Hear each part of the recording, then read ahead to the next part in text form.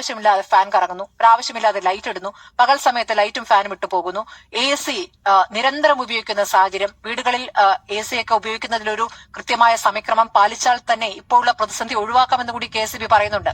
KSEBയെ ഞാൻ പൂർണ്ണമായും കുറ്റപ്പെടുത്താൻ തയ്യാറല്ല. അപ്പോൾ നമുക്ക് ഒരു മരം വീണ് കറണ്ട് പോകുന്ന സമയത്തൊക്കെ എന്റെ സുഹൃത്തുക്കളെ, സ്മൃതി സതീശൻ അങ്ങനെ പറയാൻ പാടില്ല, സ്മൃതി പരുത്തിക്കാട് എന്ന് പറയുന്ന ഈ വാർത്താ അവതാരികയ്ക്ക് കോൺഗ്രസ് ഭരണത്തിനോടുള്ള ഒരു പ്രണയം, അല്ലെങ്കിൽ VD സതീശൻ ഭരണത്തിനോടുള്ള ഒരു ഇഷ്ടം എത്ര ഭീകരമാണ് എന്നുള്ളതാണ് ഇവർ ഈ വാക്കുകളിലൂടെ പറഞ്ഞു വെക്കുന്നത്. നോക്കൂ, എത്ര ഭംഗിയായിട്ടാണ് ഇവർ ഡ്രസ്സ് ചെയ്തിരിക്കുന്നത്, എത്ര ഭംഗിയായിട്ടാണ് സ്മൃതി പരുത്തിക്കാട് അടക്കമുള്ള ആളുകൾ ഡ്രസ്സ് ചെയ്തിരിക്കുന്നത്. വളരെ വൃത്തിയായിട്ട് അയൺ ബോക്സ് ഉപയോഗിച്ചിട്ട് അയൺ ചെയ്ത ബ്ലൗസ്, അയൺ ചെയ്ത സാരി, ഒരുപക്ഷെ മുടി സ്ട്രൈറ്റൻ ചെയ്യാൻ വേണ്ടിയിട്ട് പോലും ഇനി ഇലക്ട്രിസിറ്റി ഉപയോഗിച്ചിട്ടുണ്ടോ എന്നറിയില്ല. വീട്ടിൽ വിറകടുപ്പാണോ, ഇനിയിപ്പോൾ ഗ്യാസാണോ, ഇനി അതുമല്ല കറണ്ടിന് ഉപയോഗിക്കുന്ന വല്ല അടുപ്പാണെന്ന് നമുക്ക് വലിയ പിടുത്തമില്ല.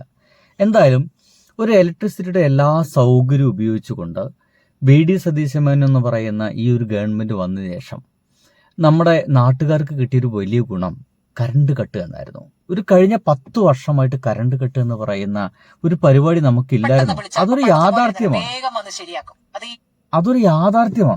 തീർച്ചയായിട്ടും ഒരു യാഥാർത്ഥ്യമാണ്. കറണ്ട് കട്ട് ഉണ്ടായിരുന്നില്ല. നോക്ക്, ഇവർ വന്ന് 2 മാസം തികയും മുമ്പേ കറണ്ട് കട്ടാണ്. ഒരു ക്രൈസിസ് ഒന്ന് മാനേജ് ചെയ്തിട്ട് എങ്ങനെയാണ് ഈ കറണ്ട് കട്ട് ഒഴിവാക്കുക എന്ന് പറയുന്ന പരിപാടിക്ക് പോലും ഇവർ നിൽക്കുന്നില്ല.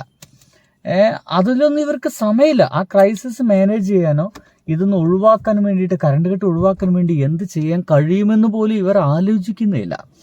അപ്പോഴാണ് നമുക്കും തെറ്റുണ്ട്, നമ്മുടെ കയ്യിലും പ്രശ്നങ്ങളുണ്ട് എന്നൊക്കെ ഈ സ്മൃതി പരുത്തിക്കാടിനെ പോലെയുള്ള മാധ്യമപ്രവർത്തകർ വന്നിട്ട് പറയുന്നത് കേൾക്കുമ്പോൾ സത്യം പറഞ്ഞു കഴിഞ്ഞാൽ ചിരി വരും. എനിക്ക് ഇത് തോന്നിപ്പോയത് എന്താ പറയുക, ഒരു പവർ കട്ടിനെ എങ്ങനെയൊക്കെ അതിജീവിക്കാമെന്ന് ഒരു കൃത്യമായിട്ടൊരു പരിഹാരം സ്മൃതി പരുത്തിക്കാടിനുണ്ട് എന്നുള്ളതാണ്. ഇത് കാണും, വേഗം വന്ന് ശരിയാ പറ. അത് ഈ നിമിഷം തുടങ്ങിയല്ലോ ടൈം പറഞ്ഞത്. ഈ 10 വർഷത്തേക്ക് ഉണ്ടായ സാഹചര്യം പറഞ്ഞത് KSB ജീവനക്കാർ ഏത് പാതിരാത്രി വിളിച്ചാലും പെട്ടെന്ന് വന്ന് ശരിയാക്കുന്ന ഒരു സാഹചര്യം നമ്മുടെ മുന്നിലുണ്ട്. മുൻകാലങ്ങളിൽ അങ്ങനെ അല്ലായിരുന്നു എന്നുള്ള യാഥാർത്ഥ്യം നമ്മുടെ മുന്നിലുണ്ട്. അപ്പോൾ ആ തരത്തിൽ KSB ജീവനക്കാരൊക്കെ പൂർണ്ണമായും ജനങ്ങളോട് ഉത്തരവാദിത്വത്തോടുകൂടി പെരുമാറുന്നുണ്ട്. പക്ഷേ ആത്യന്തികമായി ഈ പ്രശ്നം വരുമ്പോൾ നമ്മളും സമാനമായ ഉത്തരവാദിത്വം, നമ്മൾ യഥാർത്ഥത്തിൽ എല്ലാ ദിവസവും ഒരു കാർഡ് കൊടുക്കുന്നതല്ലാതെ എങ്ങനെ വൈദ്യുതി പാഴാക്കാതിരിക്കാം എന്നുള്ള കാര്യത്തിൽ ജനങ്ങളെ ആ സമയത്ത് ഓർമ്മിപ്പിക്കാൻ വേണ്ടി നമ്മളും കൃത്യമായ വാർത്തകൾക്കിടയിൽ ആ ഒരു കാർഡ് കൊടുക്കുന്നത് നന്നായിരിക്കും ഞാൻ കരുതുന്നു. 2016 റിപ്പോർട്ടർ കൊടുത്തത് 10 വർഷം കൊടുത്തിട്ടില്ല. അല്ല, 10 വർഷത്തെ കാര്യമാണല്ലോ ഇപ്പൊ ഞാൻ പറഞ്ഞത്.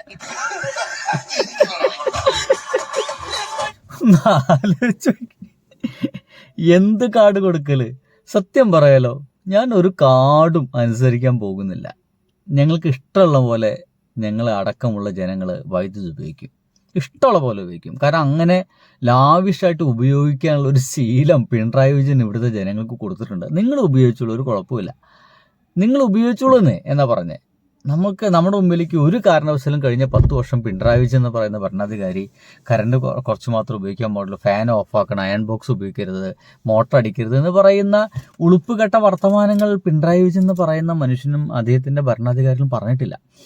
നമുക്ക് മനസ്സിലാക്കേണ്ടത് MM മണി എന്ന് പറയുന്ന ആ ഒരു മനുഷ്യൻ, ഇടുക്കിക്കാരൻ, അദ്ദേഹം എല്ലാ കാടും മേടും കടന്നിട്ട് ഒരു വീട്ടിൽ പോലും വൈദ്യുതി എത്താതിരിക്കരുത് എന്നുള്ള ഒരു ചിന്താശേഷിയുടെ ഭാഗമായിട്ടാണ് അദ്ദേഹം ഇറങ്ങിത്തിരിച്ചിരുന്നത്.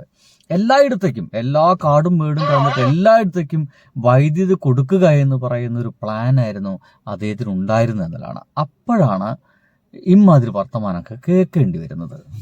പലതരത്തിലുള്ള ആളുകൾ ഇന്ന് നമ്മുടെ ക്യാമറയ്ക്ക് മുന്നിൽ വന്ന് അവരുടെ പരാതികൾ പറയുന്നു, അവരുടെ വിഷമങ്ങൾ പറയുന്നു. ചിത്ര അഭയ് എന്ന് പറയുന്ന ഒരു ആരോഗ്യ പ്രവർത്തക പറയുന്നത് KSEBിയിൽ വിളിച്ചപ്പോൾ അവരുടെ ഓക്സിജൻ മുടങ്ങിയിട്ട് രോഗി മരിച്ച സമയത്ത് KSEBിയിലേക്ക് വിളിക്കുന്ന സമയത്ത് പറയുകയാണ്, നിങ്ങൾ എന്തുകൊണ്ട് ഇൻവെർട്ടർ വാങ്ങിയില്ല എന്ന മറുപടിയാണ് വരുന്നത്. സർക്കാരിന്റെ കാലത്ത് സ്വാഭാവികം ഞാൻ ആ ഒരു KSEB ഉദ്യോഗസ്ഥനെ കുറ്റം പറയില്ല.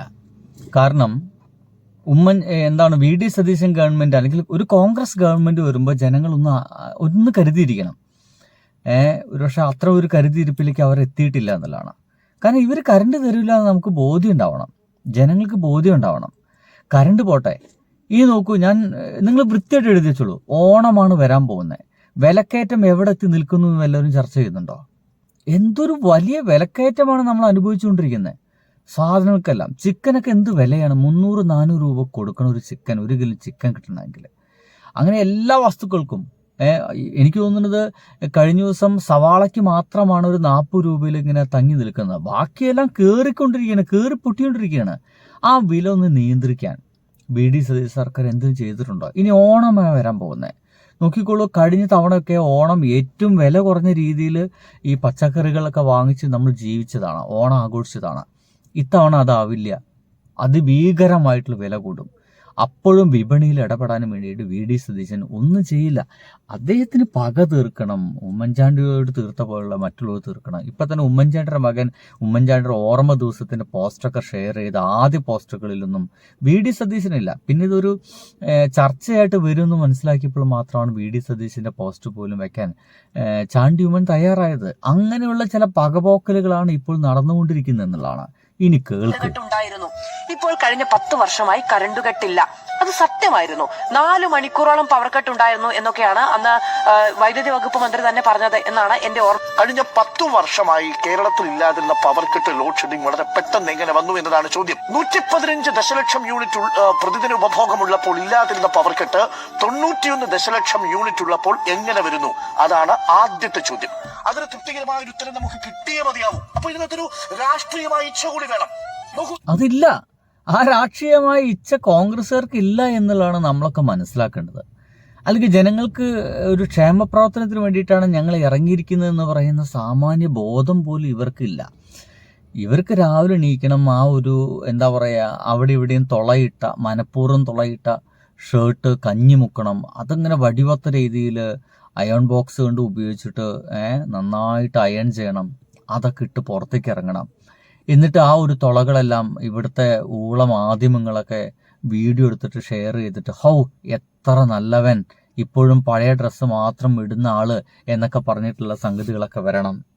LDF സർക്കാരിന്റെ കാലത്ത് 15,204 കോടി രൂപയാണ് വൈദ്യുതി വിതരണ മേഖലയിൽ ചെലവഴിച്ചത്. അതിന്റെ ഭാഗമായിട്ടാണ് കഴിഞ്ഞ 10 വർഷം കേരളം ഇരുട്ടിലല്ലാതിരുന്നത്.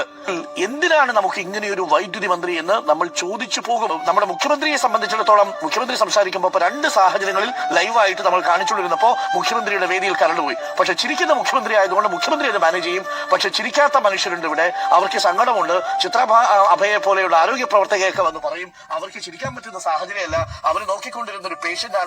ചിത്രാഭയ പറഞ്ഞ് നിങ്ങൾക്ക് എല്ലാം കണ്ടതായിരിക്കും. അത് ഒരു പേഷ്യന്റ് ഓക്സിജൻ കിട്ടാത്ത കാരണം മരിച്ചുപോയി. ഈ ഓക്സിജൻ സിലിണ്ടർ വറക്കുകയാണെങ്കിൽ കറണ്ട് ആവശ്യമാണ്. കറണ്ട് നിന്നുപോയി, അപ്രതീക്ഷിതമായിട്ടാണ് നിന്ന് പോകുന്നത്. അരമണിക്കൂർ കഴിഞ്ഞ് പിന്നെ 15 മിനിറ്റ് കഴിഞ്ഞ് വീണ്ടും നിൽക്കണ്. അവർ കൺമുമ്പിൽ മരിച്ചു പോവുകയാണ്. എന്ത് ചെയ്യും? നമ്മളത് ആരോടാ പറയണ്ടേ? എന്ന് വെച്ചാൽ നമ്മുടെ ഗവൺമെന്റ് ഒരാളെ കൊന്നു കളഞ്ഞിരിക്കുന്നു എന്നർത്ഥം അല്ലേ? അതിനങ്ങനെയല്ല നമ്മൾ കാണേണ്ടത്. അല്ലാതെ നമ്മൾ ഏത് രീതിയിൽ അതിനെ കാണുക? സിലിണ്ടർ കിട്ടാതെ പോകുന്ന സമയത്ത് വൈദ്യുതിയുടെ ക്ഷാമം മൂലം ജീവൻ നഷ്ടപ്പെടുന്നത് എന്ന അവസ്ഥയുണ്ടാവുന്നു. അത് ചെറിയ കാര്യമല്ല. കേരളത്തിലെ ചെറിയ തലമുറയും പുതിയ തലമുറയും എല്ലാം ഒരൊറ്റ കാര്യത്തിലാണ് ആശങ്കപ്പെട്ടിരിക്കുന്നത്: എപ്പ കറണ്ട് പോകും, എപ്പ കറണ്ട് വരും, ഒരു പിടിയുമില്ല എന്നുള്ളതാണ്. തലമുടി വെട്ടുന്നവര് തുണി.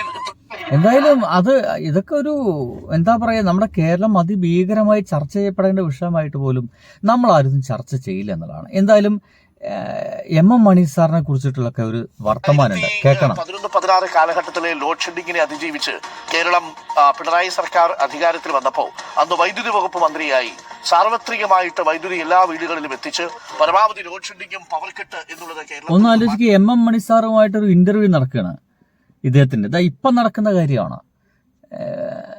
അവഗണിച്ചു കഴിഞ്ഞ് അദ്ദേഹത്തിന് ആരും എന്താ പറയുക നോക്കാതൊക്കെ മാറ്റി നിർത്തപ്പെട്ടുന്ന ആ മനുഷ്യന്റെ പ്രാധാന്യം ഇപ്പോൾ പൊതുജനങ്ങൾക്ക് മനസ്സിലാവുന്നു. അങ്ങനെയാണ്. ചിലതൊക്കെ നഷ്ടപ്പെടുമ്പോഴാണ് ചില ആളുകളൊക്കെ പ്രാധാന്യം മനസ്സിലാവുകയുള്ളൂ. നമ്മുടെ മണിയാശാൻ, നമ്മുടെ വൈദ്യുതി വകുപ്പ് മന്ത്രി, മുൻ വൈദ്യുതി വകുപ്പ് മന്ത്രി MM മണി നമുക്കൊപ്പം ചേരുന്നുണ്ട്. വെരി ഗുഡ് മോർണിംഗ് മണിയാശാൻ, നമസ്കാരം. സുഖാണോ? കളിയൊക്കെ കാണുന്നുണ്ടോ ആശാനെ? ഇടയ്ക്കൊക്കെ കാണും. ഫൈനൽ കാണണ്ടേ? ഫൈനല് കാണണ്ടേ? കാണണമല്ലോ, പിന്നെ കാണണം. ഓക്കെ, അർജന്റീന കപ്പടിക്കൂ കൂടി. കാര്യങ്ങളൊക്കെ വരൂ. വൈദ്യുതി വാ.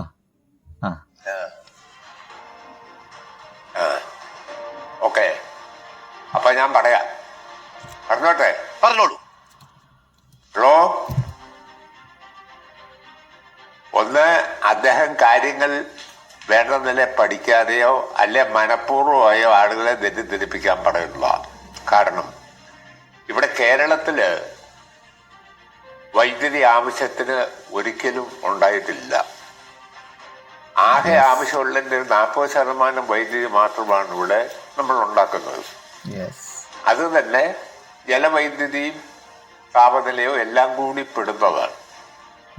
ബാക്കി വൈദ്യുതി വിവിധ കരാറ് വഴി വാങ്ങിയാണ് ഇവിടെ LDF ഗവൺമെന്റ്, ഞാൻ വൈദ്യുതി വകുപ്പ് മന്ത്രിയായിരുന്നപ്പം സമ്പൂർണ്ണ വൈദ്യുതീകരണം നടത്തിയതും വൈദ്യുതി കെട്ടിൽ നിന്നും കേരളത്തെ മോചിപ്പിച്ചതും എന്ന കാര്യം അടിവരയിട്ട് പറയാൻ ആഗ്രഹിക്കുക. അതുകൊണ്ട് ഒന്ന്, ഈ ഗവൺമെന്റ് കാണിക്കുന്ന ഗൗരവമായ പിഴവാണ്. വൈദ്യുതി കിട്ടാനുണ്ട്, കാശ് കൊടുക്കണമെന്നേ ഉള്ളൂ. കാശ് സണ്ണി ജോസഫിന്റെ വീട്ടിൽ നിന്നും കൊണ്ട് കൊടുക്കേണ്ട കാര്യമില്ല, നാട്ടുകാർ കൊടുത്തോളും. വൈദ്യുതി ഉപയോഗിക്കുന്നവരോട് ഈടാക്കാവുന്നതേ ഉള്ളൂ. അപ്പോ വൈദ്യുതി വകുപ്പിനും സതീശൻ ഗവൺമെന്റിനും ഈ കാര്യത്തിൽ വ്യക്തതയില്ല, വ്യക്തമായ കാഴ്ചപ്പാടില്ല. ജനങ്ങളെ വൈദ്യുതി കെട്ടിൽ നിന്നും ഒഴിവാക്കി അവരുടെ ദുരിതത്തിന് പരിഹാരം ഉണ്ടാക്കണമെന്ന കാഴ്ചപ്പാട് അവർക്കില്ല. പച്ച മലയാളം അല്ലേ? അവർക്ക് അത്തരം ബോധങ്ങളൊന്നും ഇല്ല എന്നുള്ളതാണ്. എല്ലാം കഴിഞ്ഞിപ്പോ അവര് പറയുന്ന ആണവ നിലയം വേണമെന്നാണ്. പോസിബിൾ അല്ലാത്തൊരു കാര്യം. ആണവ നിലയം സ്ഥാപിച്ച് കേരളത്തിൽ പ്രശ്നങ്ങൾ പരിഹരിച്ചു കളയാമെന്ന് പറഞ്ഞാൽ അതിന് നമ്മുടെ സമൂഹത്തിൽ അതിശക്തമായ എതിർപ്പുണ്ടാകും.